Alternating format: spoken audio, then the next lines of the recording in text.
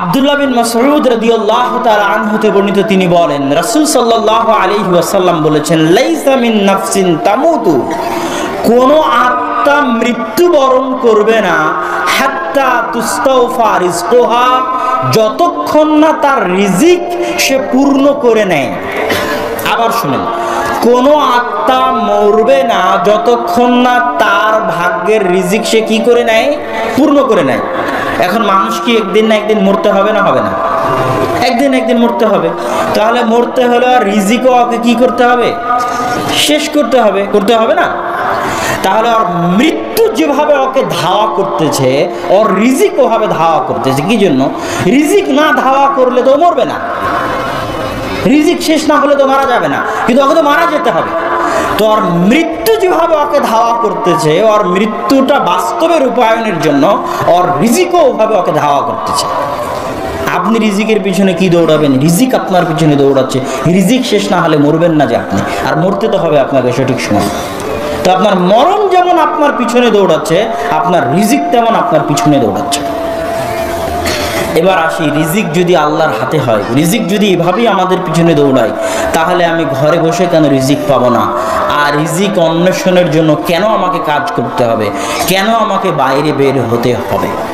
আল্লাহ সুবহানাহু ওয়া তাআলা পবিত্র কোরআন মাজিদে বলছেন, হুয়াল্লাযী জাআলা লাকুমুল আরদা যালুলান ফামশু ফি মানাকিবিহা ওয়া কুলু মির রিজকি। ওই আল্লাহ, সেই আল্লাহ যিনি তোমাদের জন্য জমিনকে তোমাদের অধীনস্থ করে দিয়েছেন। সারা পৃথিবীতে আল্লাহ যা কিছু দিয়েছে সব কিছুকে মানুষের গোলামিতে ব্যস্ত রেখেছে। আর মানুষকে বলেছে তুমি আমার গোলামি করো। গরুকে বলেছে তোকে মানুষের গোলামি করতে হবে, ছাগলকে বলেছে তোকে মানুষের গোলামি করতে হবে, জমিনকে বলেছে তোকে মানুষের গোলামি করতে হবে। মানুষ যদি খুঁড়ে একটা ধান লাগায় তাহলে ধান হতে হবে। এটা জমিন মানুষের গোলামি করে। হুয়াল্লাযী জাআলা লাকুমুল আরদা যালুলা, অধীনস্থ করে দিয়েছে তোমাদের জন্য জমিন, এবং জমিনে যা কিছু আছে সব কিছু মানুষের গোলাম। মাছকে আল্লাহ মানুষের গোলাম করে দিয়েছে, মানুষের অধীনস্থ করে দিয়েছে, সব মানুষের গোলাম। আর মানুষের কাজ কি? মানুষ আল্লাহর গোলামি করবে। তো তোমাদেরকে আল্লাহ জমিন তোমাদের অধীনস্থ করে দিয়েছে কি জন্য জানো? ফামশু ফি মানাকিবিহা, জমিনে তোমরা বিচরণ করবে, ওয়া কুলু মির রিজকি, আর আল্লাহর আদেশ নির্দেশ যে তোমরা জমিন থেকে রিজিক ভক্ষণ করবে। একটা আয়াত গেল। আরেকটা আয়াতে আল্লাহ সুবহানাহু ওয়া তাআলা পবিত্র কোরআন মাজিদের আরেক আয়াতে আল্লাহ সুবহানাহু ওয়া তাআলা বলছেন, ফাইযা কুদিয়াতিস সালাত ফান্তাশিরু ফিল আরদ ওয়াবতাগু মিন ফাদলিল্লাহ। যখন সালাত শেষ হয়ে যায় তখন তোমরা বসে থেকো না, শুয়ে থেকো না। ফজরের সালাত পড়ে এসে ঘুমিয়ে যাবা না, জোহরের সালাত পড়ে এসে বিশ্রাম নিবা না। কি করবা? জমিনে ছড়িয়ে পড়ো। আল্লাহর আদেশ নির্দেশ। কেন জমিনে ছড়িয়ে পড়বে? ওয়াবতাগু মিন ফাদলি, কেননা জমিনের প্রত্যেকটা ইঞ্চি ইঞ্চি জায়গায় আল্লাহর দয়া আছে, আল্লাহর রহমত আছে, আল্লাহর বরকত আছে। প্রত্যেক ইঞ্চি জায়গায়, এই একটা ইঞ্চি জায়গাতে একটা ধান লাগালে ধানের গাছ হবে, আমের আঠি লাগালে আমের গাছ হবে। ওই একটা ইঞ্চি জায়গাতে আল্লাহর দয়া আছে, আল্লাহর রহমত আছে। কি জন্য তাহলে আপনি রিজিক অন্বেষণের জন্য বের হবেন? আরো আমি পরের সারমর্ম কথায় আর একটু পরে যাচ্ছি। দাউদ আলাইহিস সালাতু ওয়াস সালাম একদিন গোসল করছে, স্বর্ণের বৃষ্টি। দাউদ আর সুলাইমান আলাইহিমা সালাতু ওয়াস সালামকে আল্লাহ যত টাকা পয়সা, ধন দৌলত, ক্ষমতা দিয়েছিলেন, পৃথিবীতে আর কোনো নবীকে আল্লাহ সুবহানাহু ওয়া তাআলা এত ধন দৌলত ক্ষমতা দেননি। দাউদ আলাইহিস সালাম ধনী মানুষ, কোটিপতি মানুষ, গোসল বাদ দিয়ে স্বর্ণ পোড়াতে গেছেন। কি জন্য? ওনার তো স্বর্ণের প্রয়োজন নাই, উনি তো স্বর্ণের মুখাপেক্ষী নন। দাউদ আলাইহিস সালাতু ওয়াস সালামের যেটা মনোভাব ছিল সেটা হচ্ছে, আল্লাহ সুবহানাহু ওয়া তাআলা যদি দাউদকে সারা পৃথিবীর সব সম্পত্তির মালিক করে দিতেন, সব সম্পত্তির মালিক করে দিলেন, তারপরেও যদি দেখা যায় যে স্বর্ণের বৃষ্টি হচ্ছে, তো দাউদ আলাইহিস সালাম স্বর্ণ কুড়াতে যাবে কি জন্য? সব সম্পত্তির মালিক হওয়ার পরও দাউদ আলাইহিস সালাম মনে করেন তিনি আল্লাহর দয়ার ভিখারি, তিনি আল্লাহর রহমতের ভিখারি, তিনি আল্লাহর করুণার মুখাপেক্ষী, তিনি আল্লাহর দরবারে ফকির। আল্লাহ বলেন আনতুমুল ফুকারা, তোমরা সব ফকির।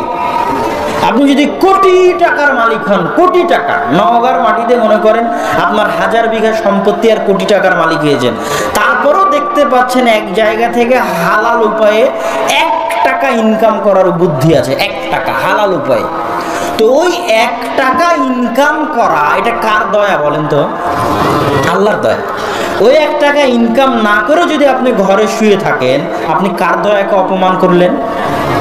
আল্লাহর দয়াকে অপমান করলেন, আল্লাহর করুণাকে অপমান করলেন, নিজেকে অহংকার দেখালেন যে আপনি এখন অনেক ধনী হয়ে গেছেন, আপনার আর টাকার দরকার নেই।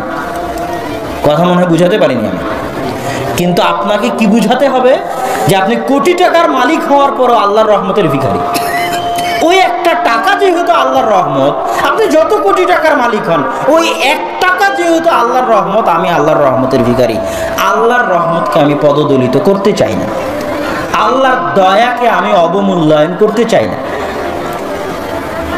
আগে গরিব ছিলেন, টাকা পয়সা ছিল না, এখন ধনী হয়েছেন। ভাত চাউল ধুতে গিয়ে যদি একটা চাউল পড়ে যায়, ওই একটা চাউল কার দয়া? আল্লাহর দয়া। ওই একটা চাউল যদি আপনি উঠিয়ে না নেন, কার দয়াকে অপমান করলেন? আল্লাহর দয়াকে অপমান করলেন। আপনার বাড়িতে টাকা থাকবে না, ধনী হওয়া আপনার জন্য মানায় না, আল্লাহ আপনাকে ধনী রাখবেন না। হয় আপনাকে ফকির করে দিবেন, না হয় আপনার ছেলেকে ফকির করে দিবে, না হয় তার পোতাকে ফকির করে দিবে, কোনো না কোনো এক স্তরে গিয়ে ফকির হয়ে যাবে ওই একটা চাউলের জন্য। ওই একটা চাউল কার দয়া ছিল? আল্লাহর দয়া ছিল, আল্লাহর রহমত ছিল। ফাইদা কুদিয়াতিস সালাত, মানুষ সালাত যখন শেষ হয়ে যাবে, অলসতা করে শুয়ে থাকিও না, আল্লাহর জমিনে ছড়িয়ে পড়ো।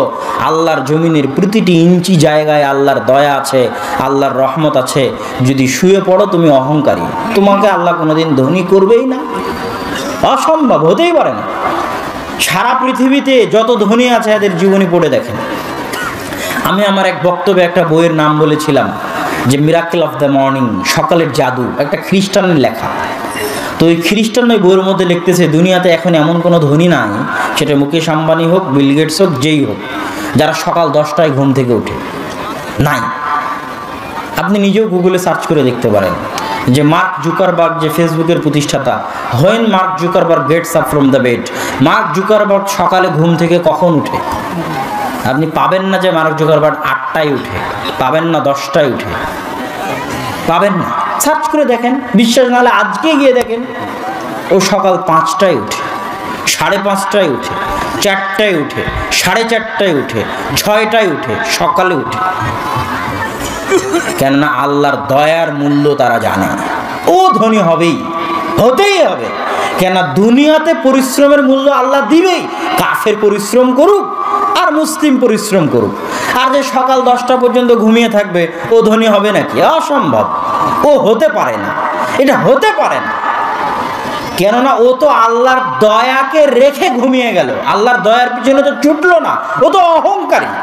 ওকে আমি বললাম পত্নীতলা হাটে যাবো, রিক্সাওয়ালাকে বললো আমার আজকের ইনকাম হয়ে গেছে, ও ধনী হবে? হতে পারবে না, অসম্ভব, ও কোনোদিন ধনী হতে পারবে না। আল্লাহর দয়ার পিছনে যে জান প্রাণ লাগিয়ে ছুটবে, সে ধনী হতে পারবে। আর ধনী হওয়ার পরে একটা চাউলেরও যে মূল্য দিতে পারবে আল্লাহর দয়া মনে করে, ওর বাড়িতে টাকা বাকি থাকবে, বরকত বাকি থাকবে।